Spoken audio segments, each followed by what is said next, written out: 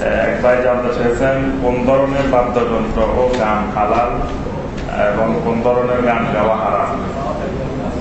গান বাজনা সম্পর্কে জানতে চেয়েছেন, এই সম্পর্কে কোন হাদিসে পাওয়া যাবে?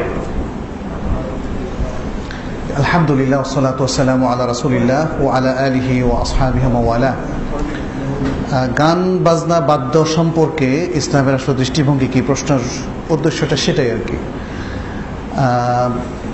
বাদ্যযন্ত্রের মধ্যে সবটাই আসলে বুখারী সহ আরও বেশ কিছু গ্রন্থের হাদিস থেকে যেটা বোঝা যায় সেটা হারাম।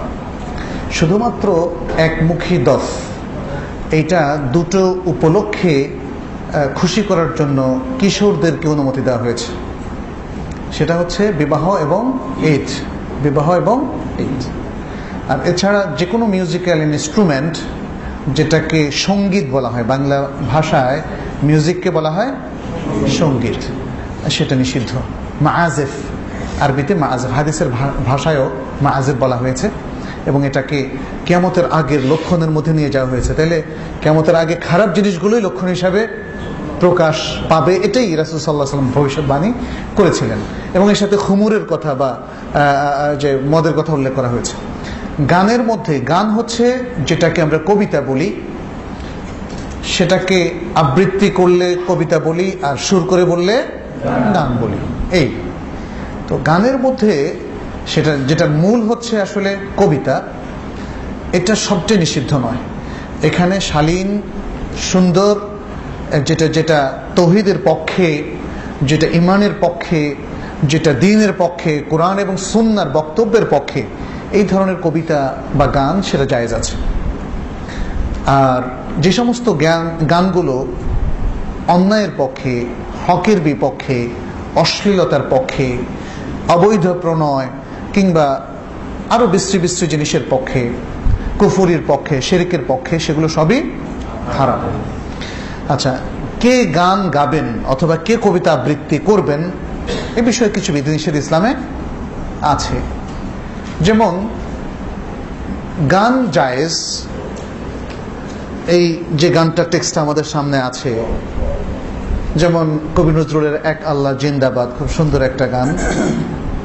আমি যতটুকু শুনেছি, আমি নিজে পড়িনি, আবৃত্তি থেকে শুনলাম যে মোটামুটি ভালো একটা কবিতা। সেখানে তেমন কিছু আমার দৃষ্টিতে পড়েনি হয়তো, তবে একদম ভালো করে দেখলে হয়তো বোঝা যাবে। কিন্তু ওই গানটার মধ্যে একটা অনুপ্রেরণা পাওয়া যায় বা আবৃত্তির মধ্যে।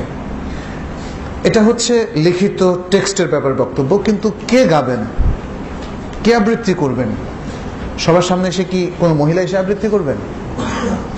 এই বিষয়ে কিছু বাধা নিষেধ আছে।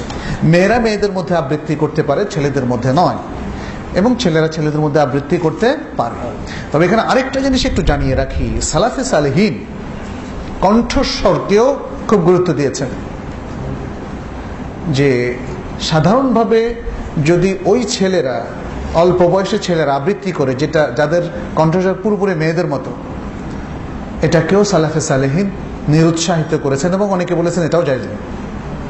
কারণ একটা ছেলের কণ্ঠ থেকে বা শিশু কিশোরের কণ্ঠ থেকে মানুষ মেয়ে কণ্ঠের সৌন্দর্য সে এনজয় করতে চাবে, হ্যাঁ, এটার মধ্যেও কিছু বারণ আছে। এই সব কিছুই হচ্ছে একটা সুন্দর সাফসুতরা জীবনযাপনের প্রতি উদ্বুদ্ধ করা, বারণ দিয়ে মানুষকে আবদ্ধ করা না। বুঝতে হবে যে কেন শরিয়া এটাকে বারণ করলো, কারণ তখন কোনো মেয়ের প্রতি মানুষের অবৈধ আকর্ষণ তৈরি হতে পারে, সেটাকে বন্ধ করার জন্য। তাহলে বুঝতে পারলাম যে বৈধ গান আছে, আবার অবৈধ গান বা কবিতাও আছে, এবং কারা কারা গাইতে পারবে, কারা কারা গাইতে পারবে না, এবং কার কার সামনে কে গাইলে কোন পরিবেশে গাবে এটা। আর মিউজিক্যাল ইনস্ট্রুমেন্টের মধ্যে আমরা বললাম সবই হারাম, শুধুমাত্র একমুখী দফ দুটো উপলক্ষ ছাড়া। জি।